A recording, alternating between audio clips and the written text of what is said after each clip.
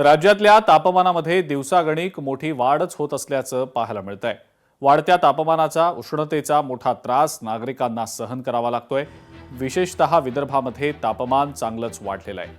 बहुतांश जिल्ह्यांमध्ये तापमान 40 अंशांच्या पुढे गेलंय। राज्यामध्ये पुढचे 3 दिवस उष्णतेच्या लाटेचा इशाराही देण्यात आलेला आहे। मध्य महाराष्ट्र, मराठवाडा या भागांमध्ये उच्चांकी तापमानाची नोंद होण्याची शक्यता आहे। पुढच्या 3 दिवसात त्यांच्यासोबत संवाद साधलाय लोकशाहीचे प्रतिनिधी सचिन बळे यांनी। पाहूयात। आपल्यासोबत सभापती अनिल मकरी आहेत, जे म्हणाले होते की जेसीबीने हे सर्व काही पाडलं जाईल, मी स्वतः ते जेसीबीने पाडणार।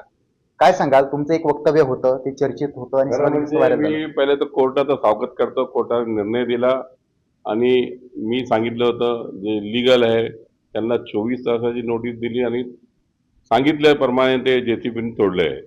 त्यांचा राहता घर असो, त्यांचं ऑफिस असो, कधी महिला अटक झाली ते घर असो, निदा खान, तर मी महापालिकेच्या आमच्या अधिकाऱ्याचं अभिनंदन करतो आणि तुम्ही ही केस चालवली म्हणून हे तुटलं आहे। असे अजून मतीन खान खोय आहे, असे आता एकच भेटला, अजून खूप आहे असे, त्यांना सोडणार नाही। जे असेल कोणी असो मग त्यांना सोडणार नाही। मी महापालिकेच्या सगळ्या अधिकाऱ्यांचा स्वागत करतो, त्यांनी चांगलं काम केलं आणि कोर्टाचंही स्वागत करतोय। कोर्टाने निर्णय दिलं, जे खरं आहे ते खरं केलं, खरं कोर्टात क्लिअर झालं म्हणून तोडलं ते।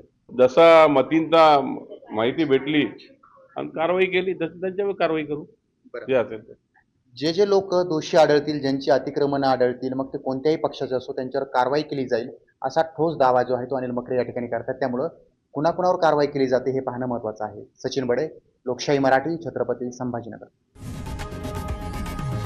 लोकशाही मराठी, ऐका, पहा, जागरूक रहा।